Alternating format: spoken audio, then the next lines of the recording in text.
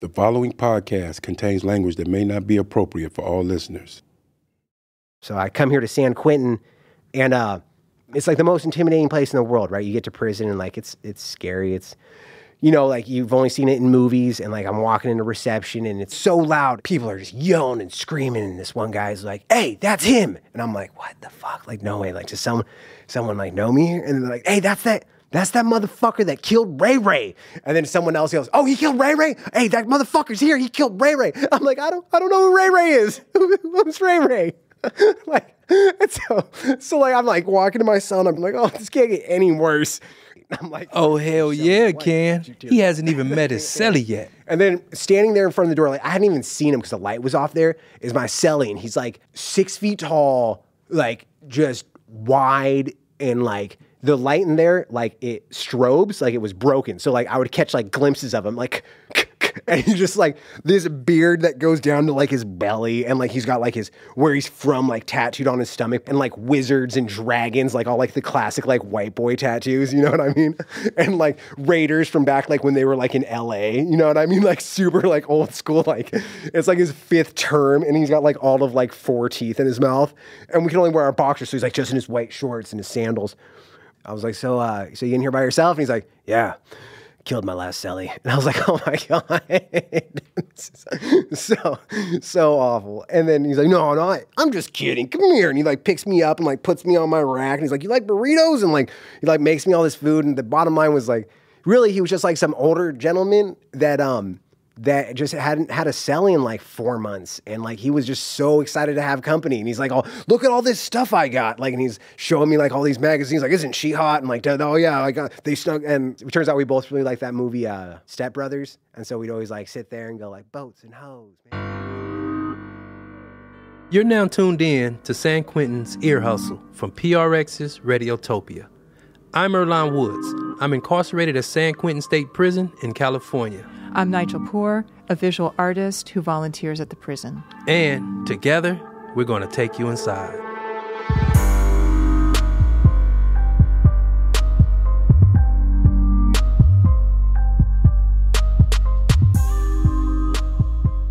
Today in the podcast, we're talking about firsts. Yeah, like the first day in San Quentin, the first visit with moms. The first time out of prison on a medical visit. All kinds of firsts. Yep. And speaking of first, this is the first episode of Season 2 of Ear Hustle. So if you're new to the show, thanks for joining us. And if you listened to Season 1, welcome back. And really, thank you for hanging in while we were on break. Right. Although, wait a minute. What? We weren't really on break. Hell no, we wasn't on break. We was plotting out Season 2. And we knew you were there because Nige told me all about all the comments on Instagram. I've read all the postcards. She's told me about all the tweets, all the letters that's been coming in, and some cool artwork. We've been getting a lot. We've been getting some really beautiful artwork. Thank you. And it's amazing. It really lets us know that we've connected with people and that we're opening a dialogue. So we're so glad to be back. We are proud to be back.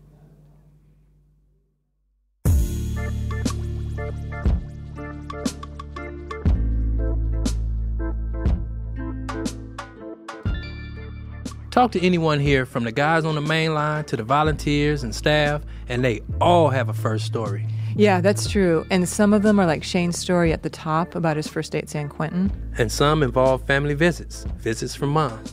Michael Thompson's been in prison for 30 years. He remembers the first time he met his mom in the visiting room. So I was in prison about 7 years, and I felt like I was like thrown away. And I wrote a letter to my sister and basically told everybody, I'm cool on y'all. Y'all ain't came to see me. Nobody's, trying to interact with me. And so about a week later, I called my sister like, hey, did you get that letter I wrote you? Because I'm done with you guys. And she was like, before you get all upset, hot and bothered, your mother's on the way out there right now. And I was like, what? She's on the way out there? And then I heard him call me over the microphone. Like, Michael Thompson visit. So I was like, oh. Shit, I don't care how mad I am. I'm coming to see my mama. I gotta go shave and this and that. Or if I even had a mustache then, because this was 24 years ago.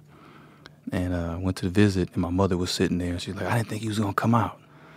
And we were sitting out there talking, and I was explaining, and I was like, man, I'm out here by myself. It feels like y'all just like, okay, we'll see you when you get out. And they was like, nah, it's because of money. This basically we're homeless. And, you left us too. And I was like, man, yeah, I didn't really look at it like that. So we really had a real good visit, got a lot of kind of skeletons snatched out the closet. And it had been 5 years since I seen her, but 7 years since I've touched her.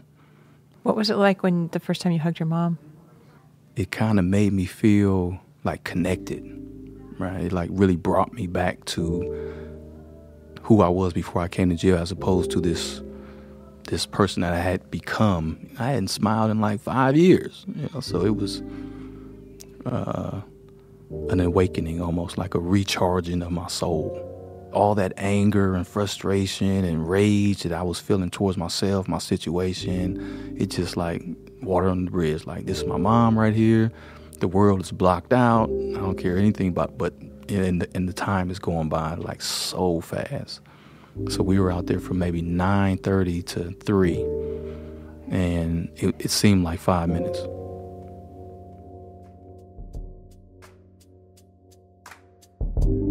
The power of that hug. The healing power of touch. Yeah, I've heard that a lot. When guys are in here, a lot of them don't really have much, if any, physical contact. And sometimes we're in here for so long without touching or hugging anyone, we don't even know how to do that anymore. Basically, we out of practice. Which brings us to another first. Adnan Khan has been in prison since 2003, and he told us about the first time he saw his mom after 10 years in prison. The thing I wanted to talk to you about was your first visit with your mom. Ooh. And, yeah. How did you prep? So let me get the emotional prep out of the way. I took a lot of deep breaths. I try to choreograph my hug, because I haven't hugged my mom in a long time, but in the cell. But wait, how did you practice? How did you choreograph a hug? So I didn't know, because I haven't hugged someone in a long time. Maybe by then it was 13 years, right? So I didn't know if my hand goes around her shoulder or her neck. I didn't know if it went like diagonally, like 2 45-degree angles. And then I was like, you know what? I let her lead.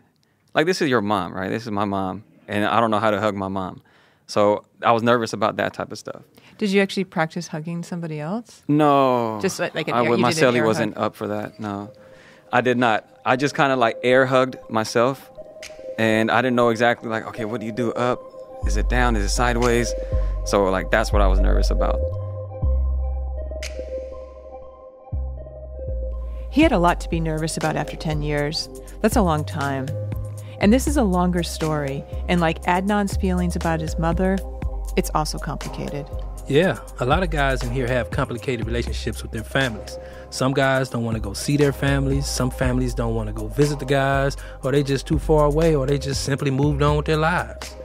Let's get back to Adnan and his complicated relationship with his mother. The last time he seen his mom was in court when he was being sentenced. My mom is being called on the witness stand to speak on my behalf. And inside, I'm feeling like this is useless. There's nothing you can say or do that's going to change anything. It's over. I'm getting sentenced. Why are you coming up here? You're embarrassing me. You're embarrassing yourself. Like, you don't get it. You never got it. Why don't you get it? She gets on the stand and she's telling the judge all these good things about me. That I'm a good kid. I'm a smart kid. I'm funny. I cook. I do this. I do that. Pleading, like literally pleading to the judge, like, please, like, be lenient on my son. Please be lenient. And when she's saying this, when she's telling the judge this, all I felt was hurt. I felt like going up there and just stopping her and holding her and tell her it'll be okay. But I couldn't. So I just sat there. She's in tears. And she looked at the district attorney. She looked at the victim's family. She looked at the judge. I mean, when she did look at me, I looked away.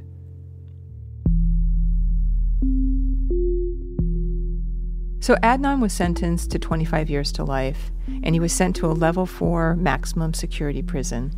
When he came to prison, he didn't want to see his mom, ever.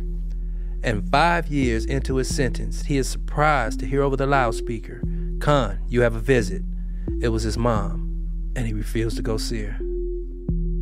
You know, like, how dare you come and take my power of decision away from me?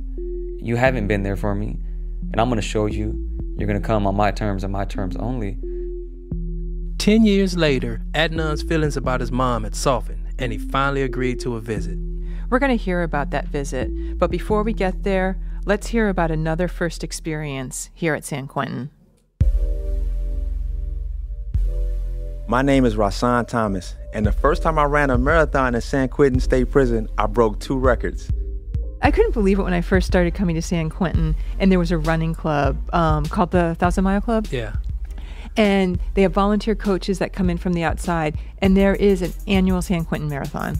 26.2 miles, running around and around and around and around the yard. This is just like NASCAR, just circles. I know, and it's not like it's a nice track, right? Nah, I mean, it's, half the track is asphalt. Then you go across what is the lower yard, which is the San Quentin Field of Dreams, which is the baseball diamond. Then you go into this rocky dirt, uneven part, right? Where it's like, watch where you're going, you might break an ankle. It's more like an obstacle course. And you know how there are all those geese out there? Yeah. So, I mean, that's got to be another obstacle. No, the geese is like, the geese and the pigeons in San Quentin is like, they don't even get out the way. No, they're lazy. They don't get out the way. They just, you just walk, Some run. might even say they're rude. They're very rude. They're very rude. And the other thing is, you have to run past like those outside toilets like 100 times. That's actually 105 times to be exact, because that's how many laps equal to 26.2 miles. And I'm nowhere near there. So when I started the run, it felt pretty good, like driving down a highway at night with no traffic, like you're just flying and you're just flowing. And I got to this point where I wasn't seeing the prison anymore. I was just seeing the next step in front of me, right? And I was in that zone. And people running past me, though, I noticed. They got a guy in the club named Markel, the Gazelle Taylor. He's fast. He lapped me twice before my first mile, so I knew it was going to be a long day for me. But I still was in the zone. But after a while, the running that felt like flying felt like pain. And so I talked a lot of crap about how Sean Puffy Combs ran the New York City Marathon, and that if Puffy can do it from Mount Vernon, then me being from Brownsville, Brooklyn, ain't no way Puffy tougher than me. If he can run a marathon, I'm gonna run a marathon. And so I didn't realize what that meant till I got to mile 11. And my body cramped up, and I ended up doing a lot, half walking, half running, half walking, half running. But I got through. Towards the end, though, when it was the toughest, like the last 5 miles, that point where you've gone further than you really can go, but you're too close to quit. But it still is 5 more miles, which is 20 more laps. And then Jonathan True, one of my fellow club members, he had already completed his marathon, and he ran the last 2 miles with me. We've never had 13 people complete a marathon. And so by me completing that marathon, I made number 13 and set a club record. The second record I got, it took me 6 hours, 15 minutes, 23 seconds. So I got the longest marathon time ever in San Quentin State Prison. I survived. I'm still alive. The lieutenant thought I couldn't do it. Can you imagine running for more than 6 hours straight on that friggin' boring track? Fuck. No, it ain't that serious to me. I mean, I run, but I'm not really into it like that. But what I also can't imagine is what it would be like seeing my mom after 10 years. Yeah, yep. Let's go back to Adnan's story. His mother's about to visit, and he's obsessing about every detail.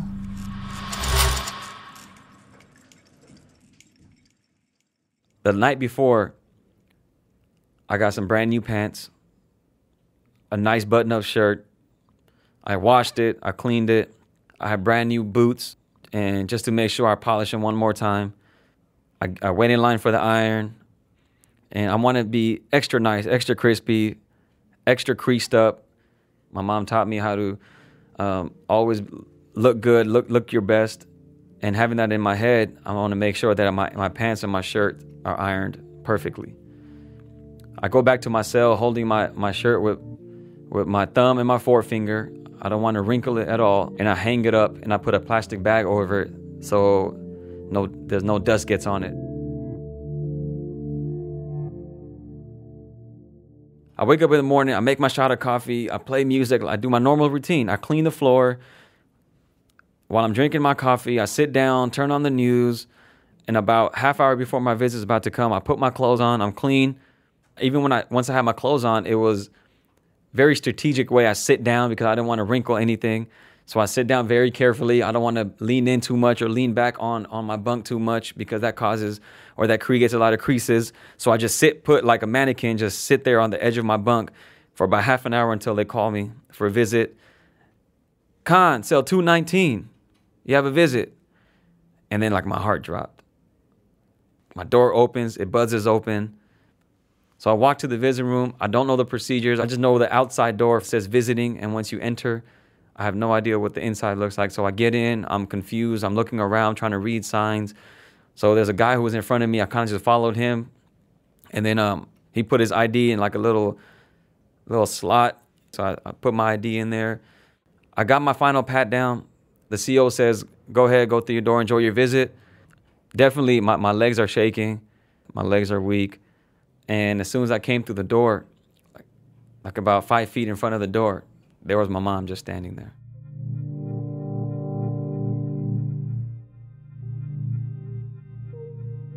Hey, Earlonne, isn't this something that happens to people when they've been in prison for a long time? They kind of forget how to be around outside people. Yeah, I mean, you can see that here at San Quentin when, like, guys come from the maximum security prisons. I mean, in San Quentin, there are a lot of outside people coming inside the prison every day. And some guys get spooked. They don't know the rules. They don't know how to interact. It's kind of weird for them. But even with all the outsiders in San Quentin, some guys still have trouble with social situations that outsiders wouldn't think twice about. You can see it when guys have to leave this prison to go outside for, I don't know, some kind of medical service that they can't get on the inside. There's very few times when guys actually leave the prison during their time here. But next, we're going to hear about one guy's trip outside the prison walls. My name is Jason Jones, and the first time in about 13 years I got in the car was when I went to go get my wisdom teeth taken out. I went to San Francisco, and they had me shackled in an orange suit.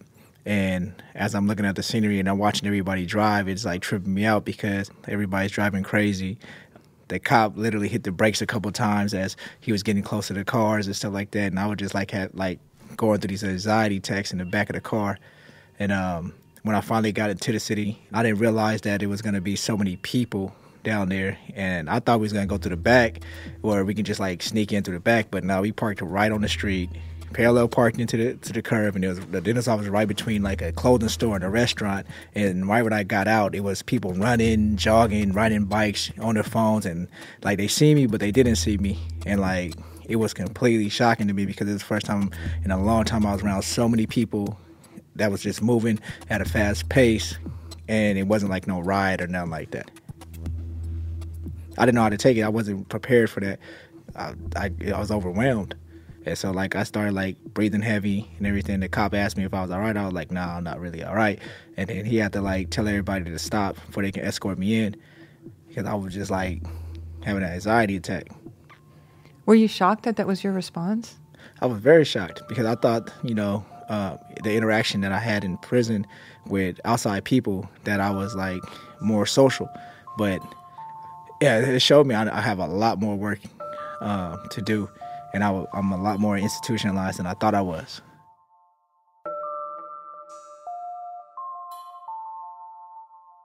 Earlonne, he's a young guy. And I guess I expected to hear that when he got a chance to get out there, he'd be totally ready to jump into the mix.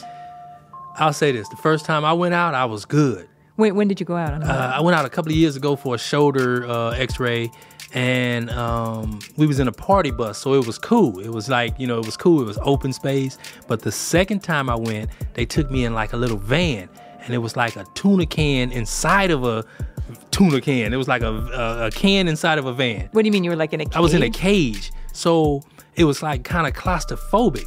So when we was going over the bridge, I couldn't think past, if this guy crashed, they not gonna save me in the back. It's too many keys to, bro. If he crash and go over the bridge and into the water, I mean, this preservation of self, I would assume, because that's a lot to get to me. That's, you know what, you bring up a really good point, because I drive over that bridge every time I come here. I never think about what's going to happen if my car goes off the bridge. See, you not in a tuna can, No. inside of a can. No, I'm not. You know, and handcuffed. Yeah, no, that's a really good example. So that's the only thing I thought about. Oh, God. Okay, so let's go back to Adnan. He just opened the door to the visiting room.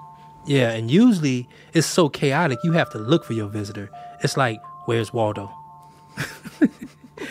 But for Adnan, after 10 years, his mom was right there on the other side of the door, waiting.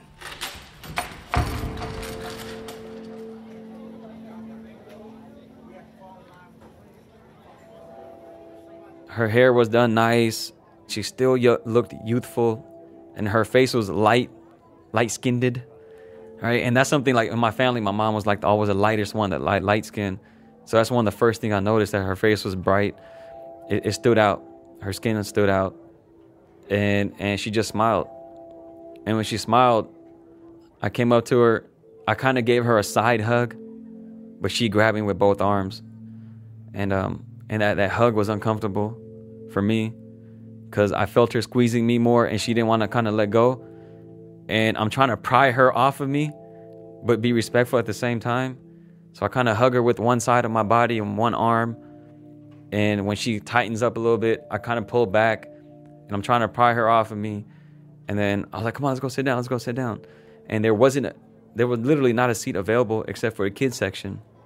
So we sit down in the kids section, and it just felt very weird to me to watch little kids in the kids section playing with toys with their mother. And here I am, a grown man, 30 years old, with his mom.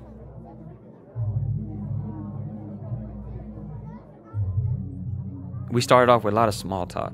How you doing? How are you doing? Everything's good. I'm up to this. I'm doing this. Kept looking at the clock. I know I have several hours to do. I just want this day to be over. I wish my sister was there or somebody else was here where I could divvy up my attention, but it was just me and my mom. So I sit here with her, and I'm having this conversation about stuff that doesn't mean anything, when we both know there's this huge elephant in the room that neither of us are addressing. That elephant in the room, it's a big one. It's how Adnan grew up, and you could say it's what led to his incarceration.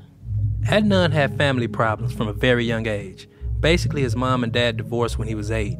His stepdad didn't like him, and when he was 16, his mom left the state and Adnan to be with another man. So by 17, he was homeless and living on the streets of Pittsburgh, California, or with friends who sometimes took him in. So one day, we're at a friend's house, and we're smoking weed, we're getting high, watching 8 Mile, Eminem. There were about 4 guys hanging out, and one of them makes a suggestion. He said, hey, look, man, I have a friend, and he's a square, meaning that he's not going to hurt anybody. He doesn't carry weapons. He's not going to have a gun. Look, he has $1,000 worth of marijuana. And look, all you got to do is take it, get in a car, and drive off. There wasn't a thought. I was like, yeah. Things didn't go as planned. The guy with the weed ended up getting killed by Adnan's partner. Adnan says his partner stabbed him to death.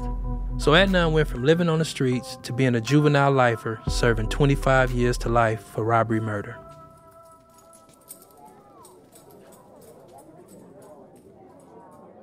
So I love ice cream. Ice cream is very rare in prison. You only get it once a month if you go to canteen. So one thing I knew and I was confident about, I'm going to go in there. And I'm going to have me a damn Snickers ice cream. I don't care how much my mom is crying or what the elephant is doing in the room. Matter of fact, the elephant wants ice cream. He could get one too. But I'm going to get me a Snickers ice cream. We bought soda, orange juice, and then I moseyed my way over to the ice cream machine and told my mom, hey, I'll take one of these. Why not? She puts in the $2 and then presses the number, beep, beep, whatever that was, E2, whatever it was, right? So I'm waiting for it to come out. the little swirly thing that holds the ice cream in place inside the machine. I'm watching it go around and around, and then it stops. I'm like, oh, it got stuck. And then as soon as I say that, the ice cream pushes, or something behind it pushes the little ice cream. It tumbles over, it falls down. And then my mom tells me grab the ice cream, and I'm not sure about the rules if I'm allowed to do it or not. So I told her I don't think I can grab it. And she said, why not? I felt bad or guilty because I didn't want her to know that what type of rules I'm subjected to as a prisoner. Like standing behind the yellow line. Can't go over here. We can't touch. For her to see me in a situation like that, I felt even worse. So anyways, so she grabs the ice cream. She buys another one. We sit down back in the kids section. So here I am with my mommy eating a Snickers ice cream. And how'd that feel? So ice cream took a lot of weight off of my shoulders. I don't know if it was because I haven't had Snickers ice cream in a long time, or because it was something else to talk about. And then she kept looking at me like enjoying, like, yeah, my son's enjoying. I've sensed that, like my son's enjoying the ice cream. But it felt good. For the first time, I felt relaxed in the visit room.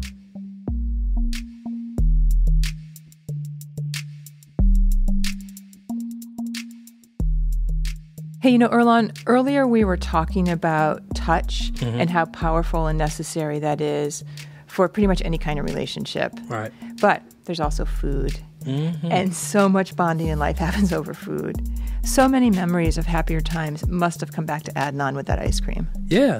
Think about this, Naj. Food in prison, as everyone knows, isn't great. It's shitty. Now, there's not a lot of memories in prison food. Not good ones anyway. Right. So Adnan got this Snicker ice cream. We don't get ice cream often. We barely get ice cream. The only time we can really get special food is when there's like food sales. It's kind of a fundraiser. We get like menus to order food off of, but it don't happen often. It happen like maybe twice a year.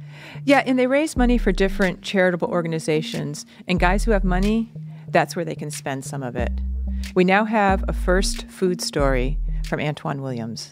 Antwan loves Mickey D's, and he hadn't had a Big Mac in the 7 years he'd been incarcerated. But then they had a food sale with McDonald's on the menu. That doesn't happen often. I ordered one Big Mac, one large fries, and when they deliver the food, it gets here at 9.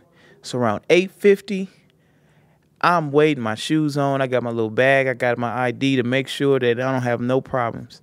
9 o'clock, the officers unlocking the tiers from the bottom to the top, and I can hear people, hey man, they running the food sale, hey man, they running the food sale, hey, you going to the food sale, hey man, give me a spot in line. Like, you can hear everybody, all the chatter.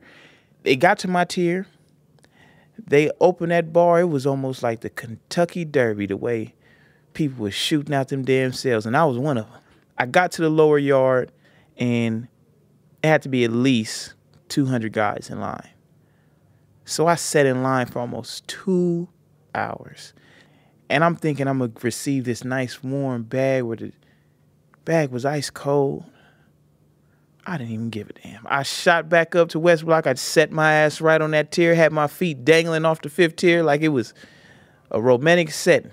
And I sat there in such peace and tranquility and ate the coldest Big Mac I ever had in my life with them fries. Oh, it was like a piece of my past that I was able to have in a moment. And it wiped everything prison away. Like for those maybe 112 seconds it took me to scarf my burger and fries down.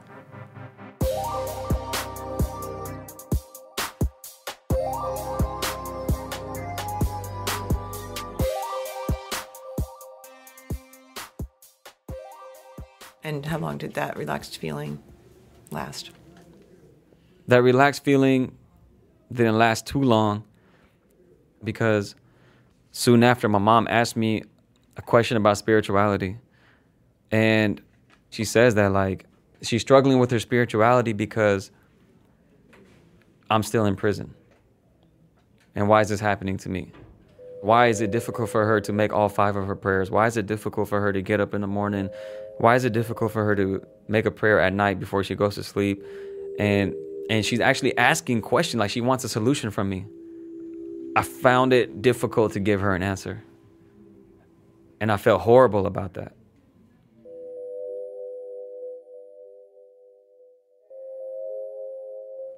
There's an announcement that's made. There's about 30 minutes left for a visit. I get excited. I'm glad it's over. And just to close out, she starts telling me how good she feels. She tells me, I feel so happy. I feel so relieved. It's so good to see you. You look so, you look well. You look good. You look handsome. Right before she leaves, I give her the same kind of hug, the side hug with the one arm around her shoulder, her head. And she reaches in, she grabs me her full strength, both arms, squeezes me. She doesn't want to let go. And again, once again, just like the beginning, I'm trying to pry her off of me. And then when she releases, she grabs my face and kisses me on my cheek. And I said, all right, Mom, all right, I'll see you later, I'll see you later. And she walks away. But as she's walking away, she keeps looking back at me. She goes through the glass door, she's still looking back at me. She stands in the line inside the glass door where they're getting processed out. And she's still looking at me, waving, blowing me kisses. The embarrassing stuff mothers do. And I'm like, all right, leave, Mom, gosh. Geez, stop looking at me. That's what I'm thinking inside, squirming. I'm squirming. Like, leave me alone now, it's over. Please, let it be over. And then they call me. Once they call me, I wave goodbye, final time to her. And that was it. The visit ended.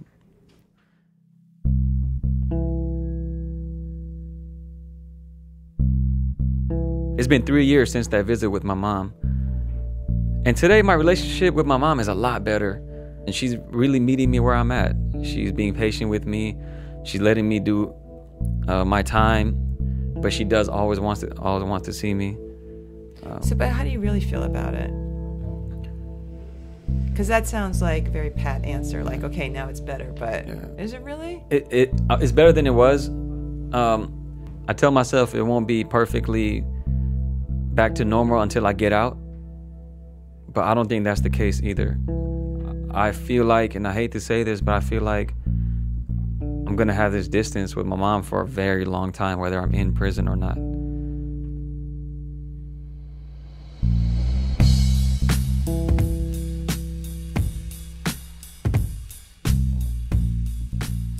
Thanks to Adnan for telling us that story. I know it was a difficult one because a lot of guys in here have complicated relationships with their families. Sure do.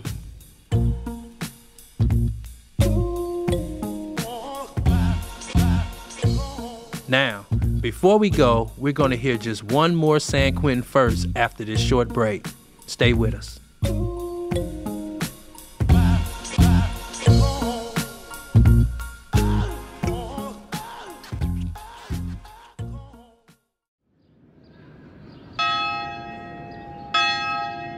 Count time, everybody, count time. Okay, it's count time, Rahsaan. Yep. Every day, several times a day, every last prisoner here in San Quentin has to be counted. It's just part of the daily life here. For Ear Hustle, starting now in season 2, count time is when we do one last thing before we call it quits. Yep. It can be like little snippets of audio, story fragments, recipes, spoken words, outtakes, or the thing you always want, bloopers. I love bloopers. And this week, our count time is our first interview here in the media lab with a correctional officer. Yeah, we were really excited about this one. COs are a big part of the San Quentin community, and we want to get their voices and perspectives on the podcast. But there's been some reluctance there. Yeah, they walk a tough beat. Being a correctional officer is like being in a fraternity. They have their own rules and code of conduct. So in order to warm things up, we started at the top. With Lieutenant Sam Robinson. I have a question for you. Can you tell us the first time you were scared in prison? Well, scared is a strong word, and I think when you work in an environment like this, having fear is not to your benefit. And so I wouldn't say scared is the correct word. I would like to use threatened. People recognize me in the prison because of my name. At one while, there were about 20 of my relatives who worked here at San Quentin. And I remember as a brand new cop, young African-American officer, 21 years ago, I was only a couple of weeks on the job, and I was assigned to work in the adjustment center. And the Adjustment Center is the most secure housing unit we have at San Quentin State Prison. There at the time, we housed prison gang members. And there's this one individual I remember, I won't call him by his entire name. If you were to think of the epitome, if you were to draw a picture of an Aryan Brotherhood member, he would fit the mold. The guy had tattoos all over his body. He had worked out every day of his life, and so very, very muscular. He was 6 to 8 inches taller than I was. And as I was walking the guy from the yard back to his cell, he struck up a conversation with me. And he said, you're one of those Robinsons, huh? And I was like, yeah, I'm one of those Robinsons. And so as I was securing him in his cell, the cell door closed, and he was in restraints, and so he put his hands through the food board where we uncuff him. And as I took off his cuff, he turned around and stuck his one arm out in accordance with protocol. And he looked at me, and he said, Robinson, he said, he said, I've been checking you out. He said, you're a good little cop. He said, however, he said, if I ever get out of these cuffs one day, I'm going to kill you. And so immediately I had to respond. You can't show any fear in an environment like this. You can't be scared. And so my response was, I looked the man in his eye. Of course, I was looking up at him. I looked the man in his eye, and I said, Billy, you got to bring some to get some. And after that, took off his other cuff, closed it away, and I never had an issue with the guy. We had the most, I would say he had the most respectful relationship that I've had inside the walls of a prison. He was very respectful, and I think I got his respect just because I didn't back down to the challenge. I didn't cower down. There was no fear. I addressed him, and the issue was over with. That's what's up.